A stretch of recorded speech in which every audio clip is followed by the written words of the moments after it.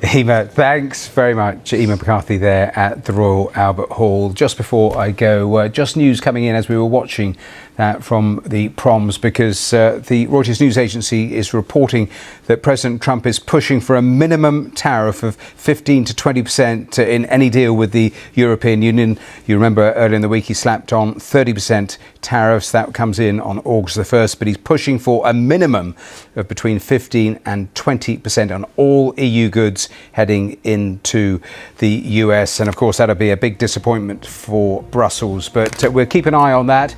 If there's any more details, any more response from the Brussels side of those negotiations, we'll bring that to you. But that brings us to the end of today's Verified Live. Thanks so much for watching, and hopefully I'll see you at the same time next time. Bye for now.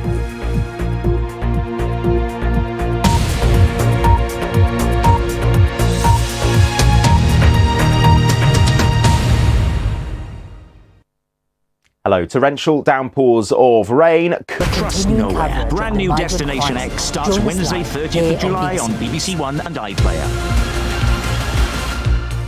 Hello, here's what's coming up in sport across the BBC this weekend. There's continuing live coverage of the Open for Royal Portrush. That's on BBC Sounds across both Saturday and Sunday. A little further south, Cork take on Tipperary in the GAA All-Ireland Hurling Final. That's on Sunday. Watch that on the iPlayer. And then later, the Atlanta Braves take on the New York Yankees in Major League Baseball live from 6:30.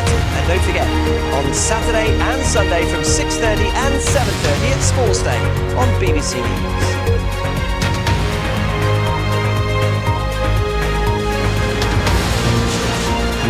BBC One News at 6 o'clock with Clive Myrie.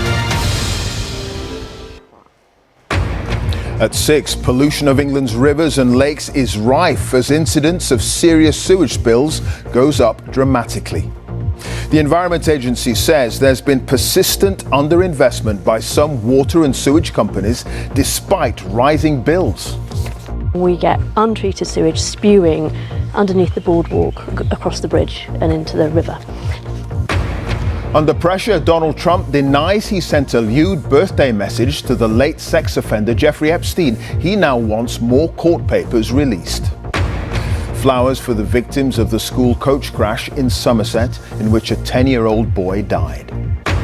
The oldest ice in the world from Antarctica arrives in the UK to help us understand climate change. The only way you can find out what's in this ice is to melt it. This piece here contains about 20,000 years of history. And the world's only professional one-handed pianist, Nicholas McCarthy, is about to make his debut at the Proms. On BBC London, on BBC falling News, pupil the weather's numbers playing fun and see games schools once again shutting at the Open. across the capital. Our analysis finds 14 will close this year or next, and more will be merged.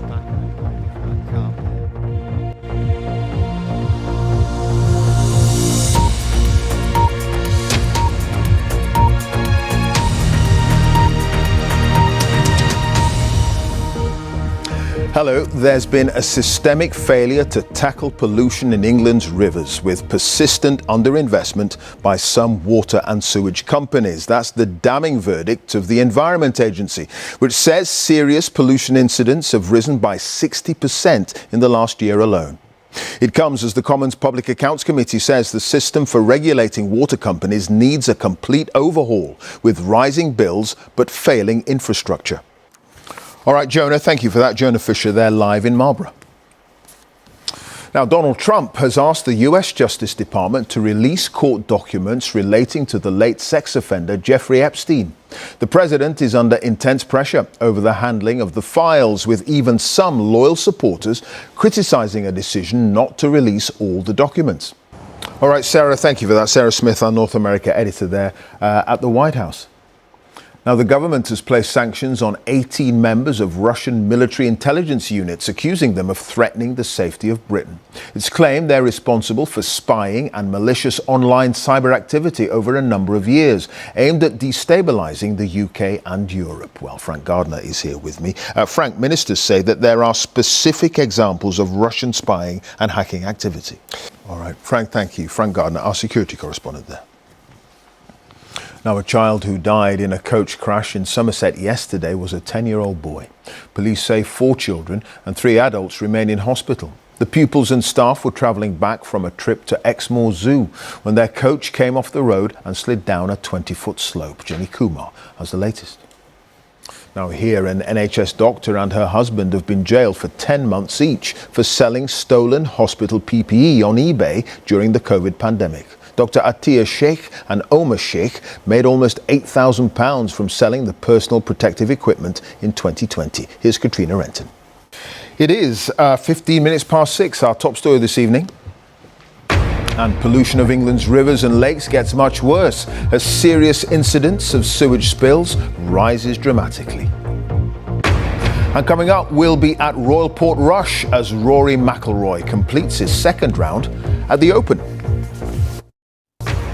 And on BBC London, train operator C2C comes under government control. But what will it mean for commuters? Heavyweight boxing blockbuster at Wembley London as Britain's Stadium's Daniel green Dubois credentials fights as to it gets become 3,000 the undisputed solar panels. champion of the world.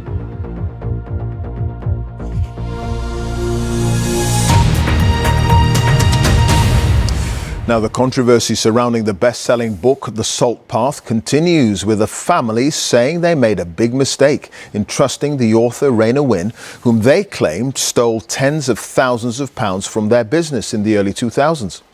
Shoppers using buy now, pay later plans will need to pass stricter affordability checks under new rules. Regulators say it's to prevent some people taking on too much debt and later being caught by higher fees. Here's Coletta Smith. The world's biggest and longest running music festival, the BBC Proms, opened this evening. Over 8 weeks, 3,000 artists will be performing, and one of the highlights will be the debut performance of the world's only professional one-handed pianist, Nicholas McCarthy. Our culture editor, Katie Razzle, has been to meet him. Samples of ancient ice from Antarctica, more than 1.5 million years old, have arrived in the UK for scientists to study. Now, they're hoping to glean vital information on climate change. The ice was retrieved from depths of up to 2,800 metres in East Antarctica, as Rebecca Morell now reports from Cambridge. It's the second day of the Open Championship at Royal Portrush in Northern Ireland, with the weather conditions very challenging to say the least for those hoping to make the cut. Here's Joe Wilson. In one day. All right, Joe, thanks for that. Joe Wilson there at Royal Portrush. Bit wet there, and it's going to get a lot wetter for some other folk in this island. Yeah, for other parts of the UK, some really wet weather to come this weekend.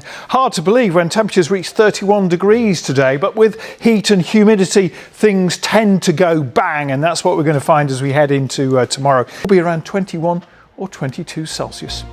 Clive. Darren, thank you for that. That's it. Now on BBC One, it's time for all the news where you are. Bye for now.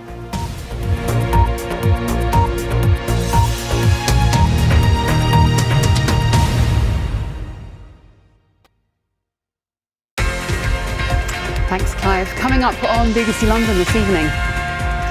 Falling pupil numbers sees schools shutting across the capital on the last day of term. We're at one, closing for good. Coming up on the programme, we have a Brit at the top of the Open leaderboard on day 2. Matt Fitzpatrick leads the home challenge. Kind of school, it's lovely. On the eve of the first test, we'll look ahead to the British and Irish Lions against Australia in Brisbane. And we'll have the latest from the weigh-in ahead of tomorrow night. After disorder broke out following a largely peaceful demonstration outside a hotel housing asylum seekers. Plus, also on the way over the next half hour, we'll hear more about the kids play underneath. I understand why they have to do it. Yeah, rappers. I can understand why a stake in Swansea.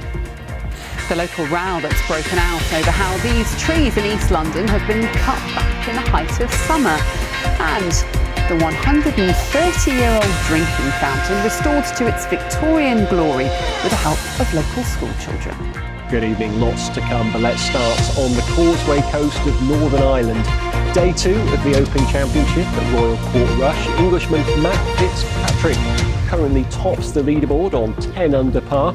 Some really testing conditions though for players today. Braving the elements for us this evening. First tonight, as many schools break up for the end of term today. Adam, for some, it's a more poignant goodbye. They'll be closing their doors for good due to falling pupil numbers. Analysis by this programme has found that 14 schools across the capital will close this year or next, and a further 8 will be merged.